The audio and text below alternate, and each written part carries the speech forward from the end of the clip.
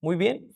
Retomando lo que hemos venido abordando sobre una contextualización breve, una reflexión breve sobre la comunicación escrita, quiero que nos centremos en esta lección sobre la comunicación escrita en la teología. Y es que escribir sobre teología va mucho más allá que llenar páginas, contextos. Es vestir de belleza y claridad el entendimiento de las verdades divinas, honrando su esencia. Repito, es vestir de belleza y claridad el entendimiento de las verdades divinas, honrando su esencia. Cada párrafo es una oportunidad, fíjense ustedes, para reflejar la luz de la escritura con claridad, honestidad y también belleza. Así que estamos llamados a manejar la palabra con fidelidad, ¿sí? Debemos entonces aprender a escribir con precisión y respeto también a las fuentes y un estilo que a su vez muestre nuestra huella personal, ¿sí? Siempre con el anhelo, mis hermanos, de servir y edificar. Y estos son los compromisos que guiarán nuestra comunicación escrita. Vamos con el primer compromiso, fidelidad a la verdad. Fidelidad a la verdad. Comunicar sin distorsionar el mensaje bíblico, sustentando cada afirmación con la escritura y fuentes confiables. Por ejemplo, a la hora de usted explicar alguna doctrina en específico, tal vez la doctrina de la soberanía de Dios, la doctrina también sobre la salvación, la doctrina sobre el pecado, no basta con dar tu opinión. Tú debes fundamentarla en pasajes bíblicos pertinentes y también en la interpretación teológica más responsable, asegurando que nuestra exposición refleje la verdad y no más bien un malentendido personal. Desde la perspectiva reformada, la Biblia es la autoridad suprema y la base principal para cualquier argumento teológico. Por esa razón este punto, ¿no? Fidelidad a la verdad. En los textos académicos citamos, analizamos los pasajes con exégesis responsable, que luego a través de algunos cursos se les va a explicar a ustedes cómo se va a realizar todo esto, a menudo usando el griego, el hebreo original. También se prioriza una interpretación que respete el contexto histórico y gramatical de las escrituras. Así que en este caso debemos tener fidelidad a la verdad. Por otro lado, honrar las fuentes. Reconocer que tú no tienes todo el conocimiento de la verdad. Y gracias a Dios que no lo tienes. Y que por tanto debes apoyarte en el trabajo esmerado de otros, de otras personas, dando honor a sus escritos. Dichas fuentes bien pueden contener ejemplos, analogías, ilustraciones, incluso recursos retóricos que van a facilitar la comprensión de las personas que nos están leyendo o nos están escuchando y por tanto merecen ser citados. Por ejemplo, si citamos a Agustín de Hipona, ¿sí? A Tomás de Aquino, a Juan Calvino para ilustrar un punto sobre la predestinación, debemos mencionarlos correctamente. Esto no es solo un acto de honestidad académica, sino que también permite a nuestros lectores profundizar en estos recursos originales. Además de la Biblia, se recurre a fuentes primarias como los escritos de teólogos reformados, institución de la religión cristiana, las confesiones de fe, ¿sí?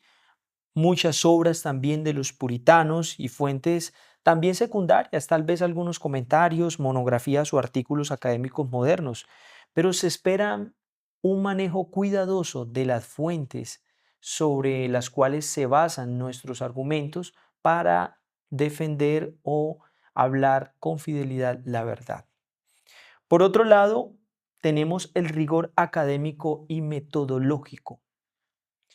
Como todo texto académico sigue una metodología clara con introducción, desarrollo, análisis, tal vez aplicaciones tal vez y conclusiones bien estructuradas. Cuando hablamos del rigor académico y metodológico, lo que estamos diciendo es que utiliza un sistema de citación formal. Hay muchos manuales de estilo que toman los textos que se están redactando y los someten a ciertos lineamientos para ya sea referenciar fuentes bíblicas, sí, teológicas, históricas o filosóficas. Y una de las características que, por cierto, posee un texto académico de teología es que se basa en un análisis crítico con argumentos lógicos respaldados por evidencia contextual y también histórica.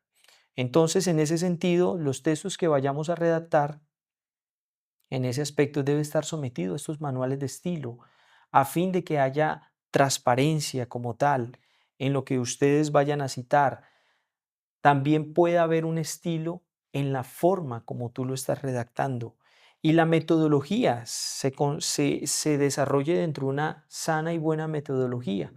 La mayoría de los ensayos que en el SRL se les exige a los estudiantes, porque hay algunos ensayos exegéticos, otros ya son ensayos más bien investigativos, se les pide que tengan la portada, la introducción, el bosquejo, que llegaría a ser como el esqueleto, y el desarrollo y finalmente la conclusión. A eso nos referimos entonces con rigor académico y metodológico. En cuanto al arte y estilo propio, que ya sería nuestro cuarto punto, presentar argumentos con creatividad. Recuerden, cada texto que tú redactas debe tener esa huella dactilar. Es transmitir la verdad con el toque único de tu perspectiva. Hay muchas explicaciones que se han hecho sobre doctrinas en específico. Pero la que tu explicación es auténtica, tiene la huella personal y aquí se combina la claridad lógica también con la riqueza expresiva, que es otro elemento que se añade en el arte y en el estilo propio, ¿sí? Si yo les preguntara a cada uno, ¿cómo definirían ustedes la unión hipostática? O mejor aún, ¿cómo ustedes definirían la gracia de Dios? Seguramente cada uno me va a decir en sus palabras lo que significa. Tal vez muchos de ustedes, digamos que lo definan de la misma manera, pero si se les pidiera que pensaran un poquito más allá, de forma más reflexiva, piensen, deténganse en un momento, ¿cómo definirían ustedes la gracia de Dios de forma particular? Por ejemplo, al explicar también un pasaje bíblico, puedes usar una analogía que resuene más con la experiencia de muchos o incluso puedes añadir un esquema visual que haga más comprensible un argumento complejo. Pero la verdad sigue siendo la misma. La verdad sigue siendo la misma. La manera en que la articulas o explicas puede hacer que el mensaje sea incluso más comprensible, memorable o incluso penetrante para quienes lo reciben. Y aquí debemos procurar con objetividad, entonces, presentar argumentos basados en hechos, evidencia verificable, razonamiento lógico, evitando también sesgos personales y con el estilo propio de nuestro arte. Así que esta definición también sobre la comunicación escrita en la teología llega a ser eso, como lo definimos en su momento, es vestir de belleza y claridad el entendimiento de las verdades divinas, honrando su esencia. Responsabilidad ética y espiritual. Escribir sobre teología, entonces, es un acto que puede edificar y a su vez influir en la fe de nuestros hermanos o de la comunidad o el círculo cristiano. Tiene un propósito mixto también, académico y edificante. Aunque el objetivo principal es académico, del objetivo principal analizar, argumentar, contribuir al conocimiento teológico, también busca edificar la fe, fortalecer la comprensión doctrinal y su aplicabilidad para nuestro contexto de la iglesia local. En ello nos favorece usar un lenguaje que edifique y no que divida innecesariamente.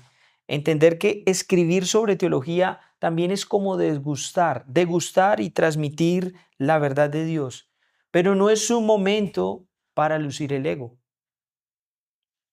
No es momento para lucir el ego. En este sentido, escribir sobre teología es como preparar un alimento nutritivo para otros. Cada palabra debe elegirse con cuidado.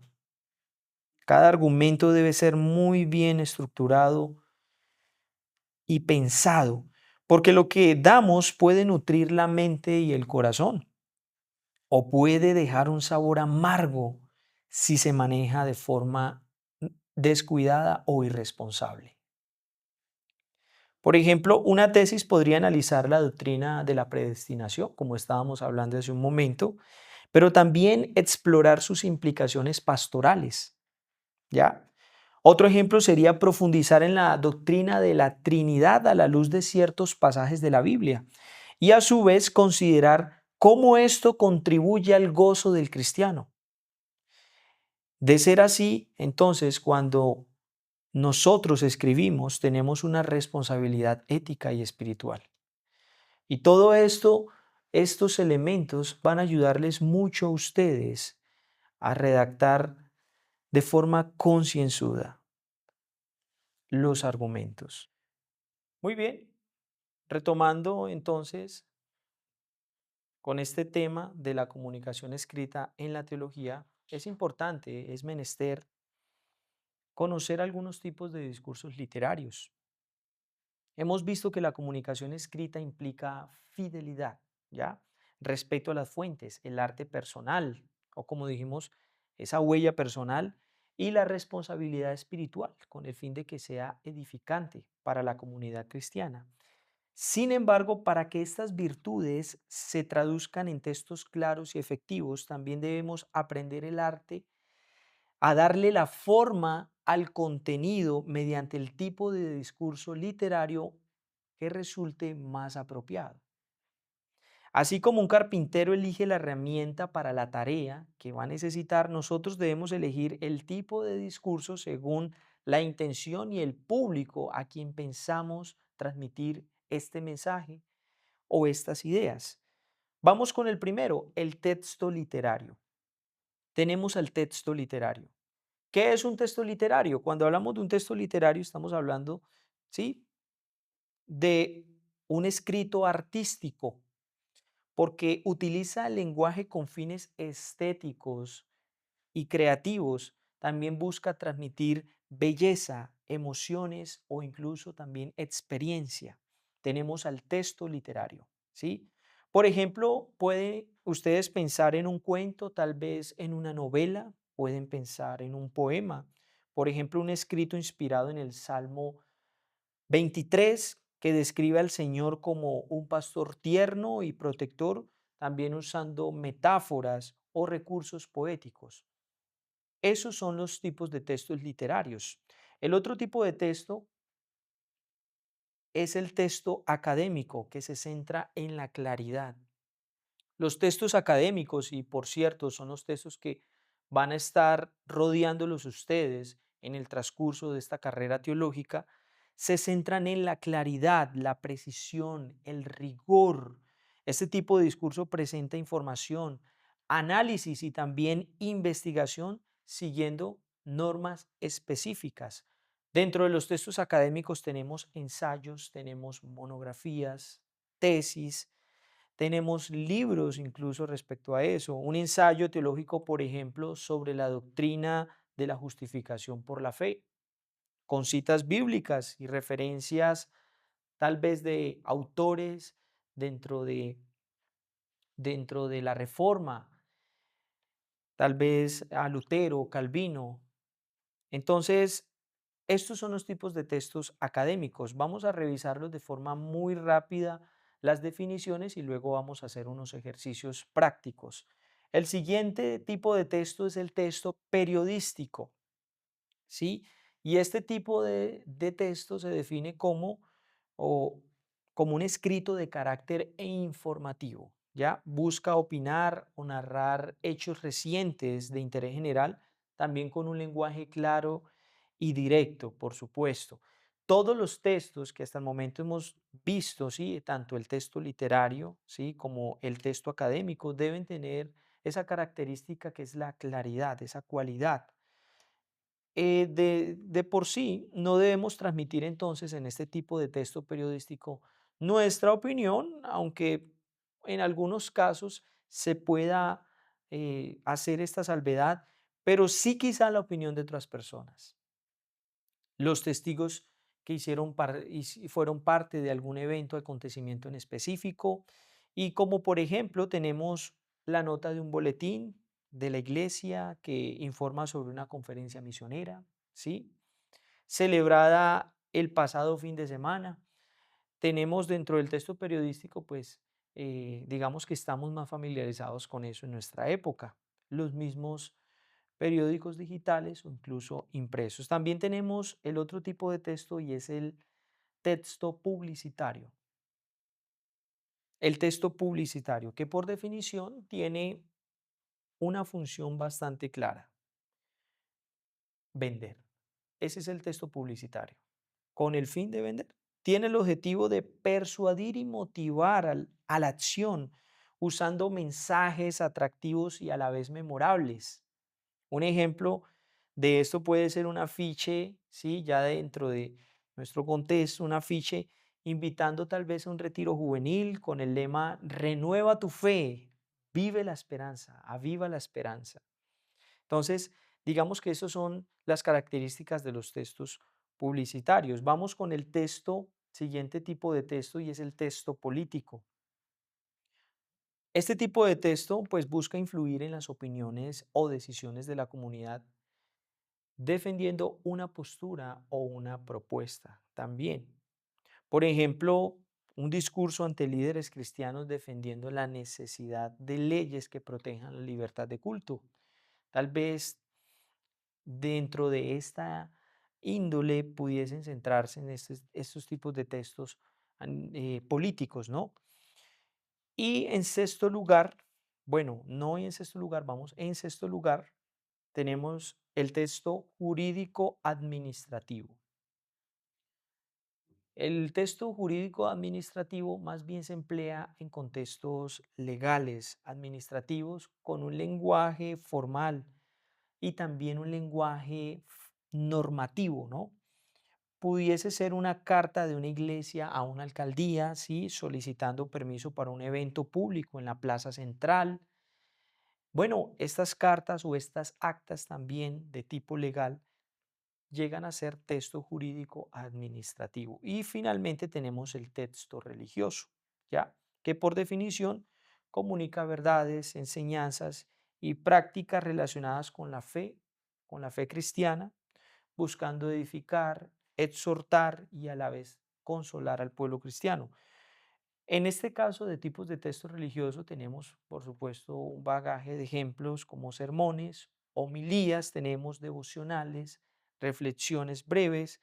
Podría ser un sermón sobre Romanos 8:28 que a mí anima a confiar en la soberanía de Dios en tiempos de prueba.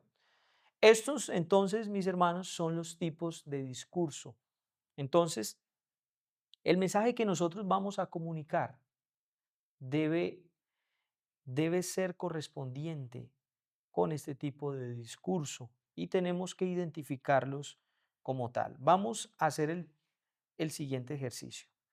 Yo les voy a presentar a ustedes estos ejercicios de práctica y yo quiero que ustedes los revisen, los lean con detenimiento y lo analicemos. Pues por supuesto en esta sesión vamos a revisar cada uno de ellos a qué tipo de discurso corresponde este párrafo. Bien, muy bien. Vamos con el primer párrafo. Vamos entonces con el primer párrafo. Hermanos, debemos alzar la voz con firmeza para proteger la libertad de culto en nuestra nación. Si permanecemos en silencio, corremos el riesgo de que las generaciones futuras no puedan congregarse con la misma libertad que hoy disfrutamos. Defendamos con valentía este derecho que Dios nos ha concedido. Muy bien. Teniendo este párrafo, piensen ustedes ahí donde están, piensen ustedes, analicen qué tipo de discurso encaja este párrafo.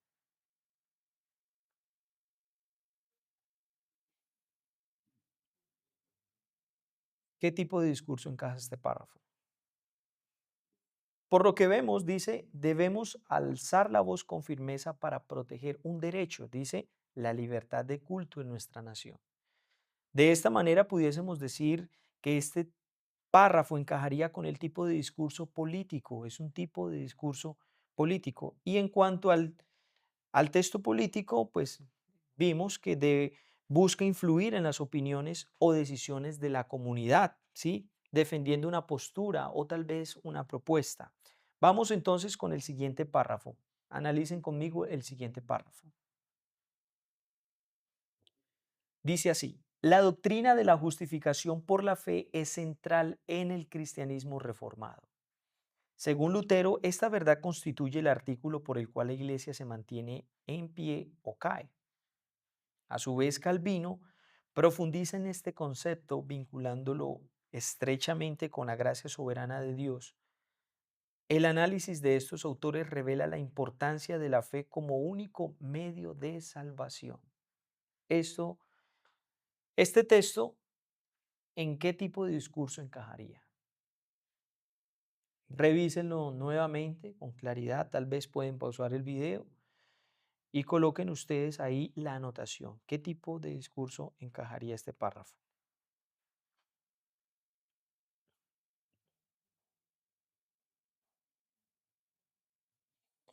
Como pueden observar ustedes, vemos, vemos que en este párrafo se explica, ¿no? La doctrina de la justificación, se explica que es central en el cristianismo, en opinión también a Lutero y en opinión a Calvino, y digamos que interactúa en un diálogo con dos autores respecto a la centralidad de esta doctrina para el cristianismo, ¿no?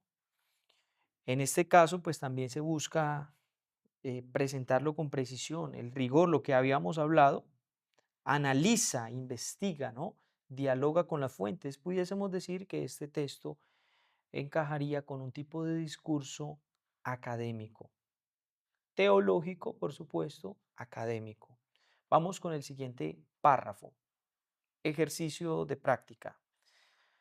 Por medio de la presente, la Iglesia Reformada Esperanza solicita respetuosamente a la Alcaldía Municipal el permiso para realizar un evento evangelístico en la Plaza Central el día 20 de septiembre del presente año, cumpliendo con las normas de convivencia y seguridad ciudadana. Bien, nuevamente, analice este texto y revise qué tipo de discurso encajaría. Por medio de la presente, la Iglesia Reformada Esperanza solicita respetuosamente a la alcaldía, ¿sí? Es decir, aquí se presenta, aquí se presenta una decisión o una solicitud también. ¿Qué tipo de discurso encajaría según este párrafo?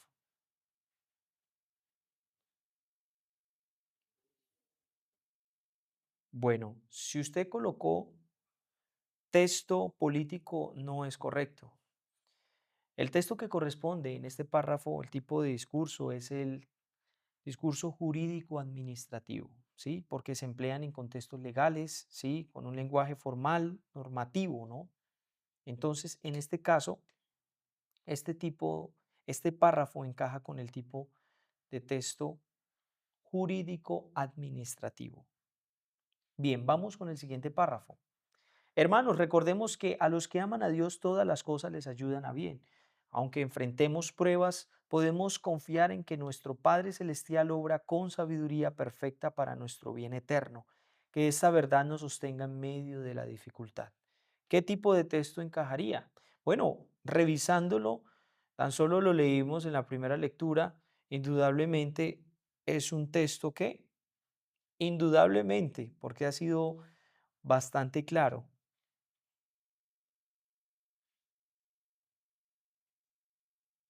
Es un texto religioso, ¿sí? ¿Y qué hablamos acerca de los textos religiosos? Bueno, los textos religiosos tienen como tal esa particularidad de la reflexión, ¿sí? De la exhortación, comunica las enseñanzas también, pero de manera práctica para la fe cristiana. Entonces es un texto religioso. Veamos con el siguiente párrafo. Dice, el pasado fin de semana la iglesia de la Gracia celebró su conferencia anual de misiones. Más de 300 asistentes participaron en talleres, tiempos de oración y testimonios de misioneros en Asia y África. Varios líderes destacaron la importancia de orar por los que sirven en lugares de difícil acceso. Muy bien, ¿qué tipo de texto encaja? ¿Qué tipo de discurso encaja con este párrafo?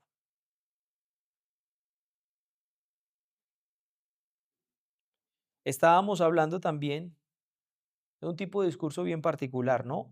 Que dice que busca narrar hechos recientes, ¿no? Comunicar con un lenguaje claro, directo. También la esencia de este tipo de discurso es informativa. Así que este párrafo encaja con el tipo de discurso periodístico. Es periodístico. Muy bien, vamos con el siguiente párrafo. El sol descendía lentamente detrás de las montañas, y en la brisa suave parecía escucharse el eco de una voz que decía, nada te faltará, pues yo soy tu pastor. Como un arroyo que corre sereno, la esperanza llenaba el corazón cansado de aquel viajero. Muy bien, nuevamente revisen este texto y qué tipo de discurso está asociado como tal.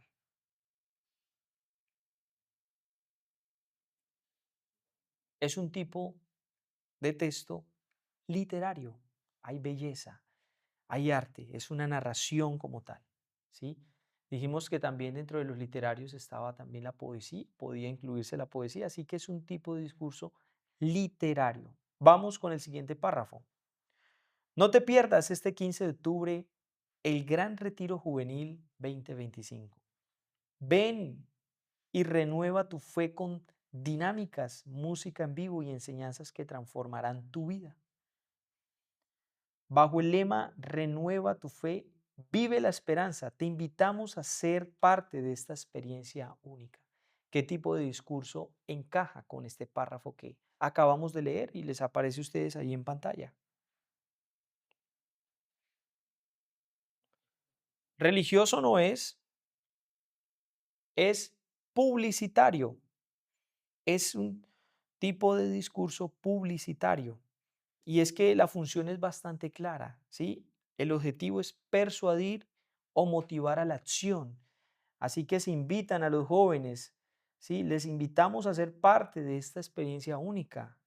Vimos también que el fin es vender. Cuando hablamos de vender es no necesariamente en términos económicos, es vender la idea de que vengan, de que lo hagan a la acción. Muy bien, entonces tenemos este ejercicio de práctica para que ustedes vayan revisando, vayan calentando motores para todo lo que se nos viene en estas siguientes lecciones.